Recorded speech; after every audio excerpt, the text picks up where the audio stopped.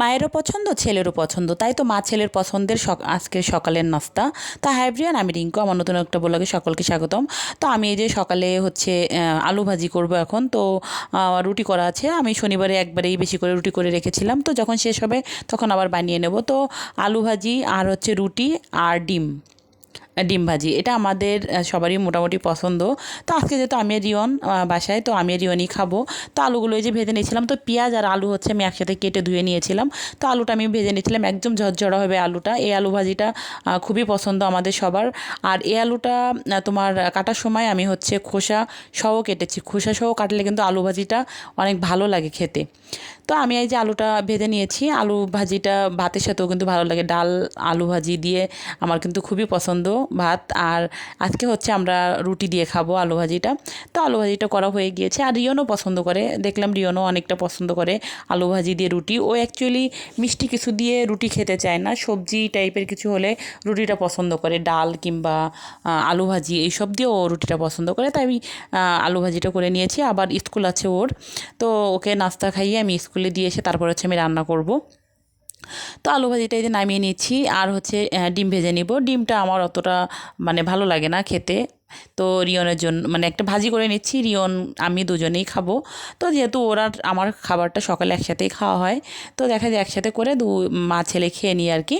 তো এই যে ডিমটা আমি ভাজি করে নিচ্ছি, এখানে পেঁয়াজ মরিচ কিছুই দিইনি, একটু লবণ দিয়ে ডিমটা ফেটিয়ে নিয়েছিলাম। রিয়ন ও খায়, পেঁয়াজ দিলেও খায়, তারপরও দেখা যায় পেঁয়াজ আর দিলাম না, যেহেতু মানে ভালো লাগছে না তাই আর কি। তো আমি হচ্ছে আলুটা ভেজে নিয়েছি, ডিমটাও ভাজি করে নিয়েছি, আর রুটিটা হচ্ছে গরম গরমই ভালো লাগবে, তাই রুটিটাই করে নিচ্ছি। অনেকে বলে যে ফ্রিজের রুটি নাকি ফুলে না, আমার রুটি কিন্তু প্রত্যেকটা রুটি খুব ভালো ফোলে এবং খেতেও অনেক মজা হয়। তো আমি এই যে সকালে নাস্তাটা নিয়ে বসে গিয়েছি, এখন হচ্ছে আমি আর রিয়ন খাবো। টিভির সামনে বসে আমরা হচ্ছে খাবারটা খাই। তো খাবারটা আমি টিভির সামনে নিয়ে গিয়েছি, আমি আর রিয়ন এখন খেয়ে নেব, তারপরে হচ্ছে বাদ বাকি কাজ করব।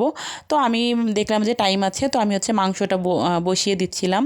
তো মানে মাংসটা বসিয়ে দিচ্ছিলাম, আবার টুকটাক কাজ করতেছিলাম, রিয়নকে রেডি করতেছিলাম, যেহেতু ওকে নিয়ে স্কুলে যাব, তো মাংসটা করে নিচ্ছি।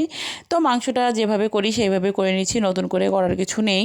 একটা মেয়ে যখন বিয়ের আগে বাবা মার কাছে থাকে তখন হচ্ছে একটা মেয়েই শুধু আবদার করে যায়, যখন একটা মেয়ে বিয়ের পরে স্বামীর বাড়িতে আসে তখন হচ্ছে তার স্বামীর তারপরে শ্বশুর শাশুড়ি, দেবর ননদ এদের আবদার মেটায়।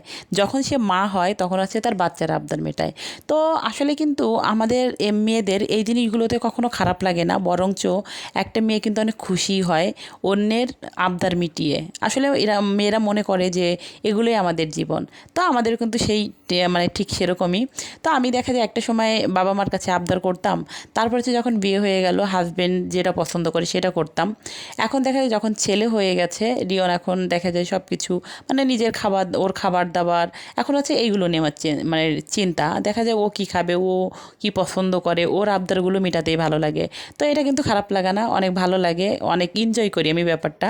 তোমার কথা বলতে বলতে মাংস রান্নাও হয়ে গিয়েছে, তারপর হচ্ছে রিয়নকে স্কুলে দিয়ে এসেছিলাম, স্কুল থেকে এসে কাজবাজ সেরে আবার ওকে আনতেও গিয়েছিলাম। তো এখন হচ্ছে দুপুরের খাবার নিয়ে বসে গিয়েছি মা ছেলে, তো ওকে আমি প্রথম খাইয়ে দেবো, তারপর হচ্ছে আমি খাবো। তো ওই যে আলু ভাজি করেছিলাম সকালে, আলু ভাজিটা আর হচ্ছে মাংস। তো আজকে ভিডিওটা এই পর্যন্তই।